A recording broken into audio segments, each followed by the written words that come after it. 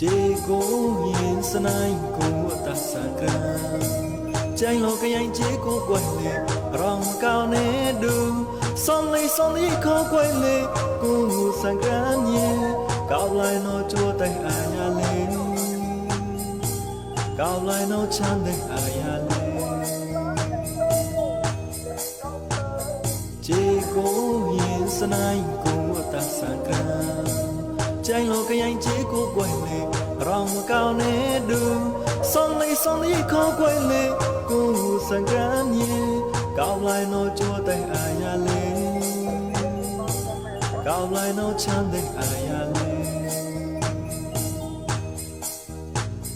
Lấy tao có cô tay này luôn Rơi cao tay rõ tôn Lấy quay bắt tôn cho đây rong chế cô sập bài Chế tay tối cao hót man rạ lên Lấy tao có cô tay này luôn Rơi cao tay rõ tôn Lấy quay bắt tôn cho đây rong chế cô sập bài Chế tay tối cao hót man rạ lên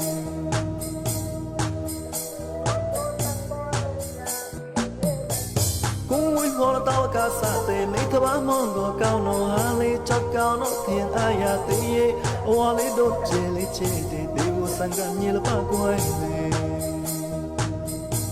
Cũng vui hô là tao cả xa tê lấy thơ bá mong gò cao nô hà lấy khô lấy mong gò rong nó phải lo Cao với mong sơ mô chăng nô ra lê Hoa lấy đốt chê lấy chê tê tê vô sang gần như là ba quay lê Chế cố nhìn sân anh của ta sang ra Chanh lo cái anh chế cố quay lệ Rong cao nế đường Son lý khó quay lệ Cô sang ra nhé Cao lại nó chua tay à nhà lên Cao lại nó chan tay à nhà lên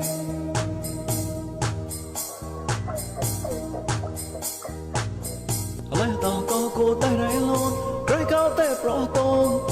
Lấy quay bắt tôn cho đây rong chế cô sập bài Chế tay tối cao hót man rạ lên Lấy tao có cô tay này luôn Rơi cao tay rõ tôn Lấy quay bắt tôn cho đây rong chế cô sập bài Chế tay tối cao hót man rạ lên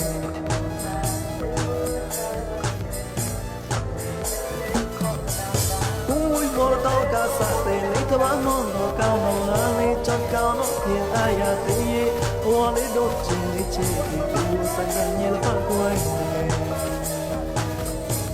Cũng vui hô là tao cả xa tê lấy thơ bá mong gò cao nô hà lấy khô lấy mong gò rong phải lo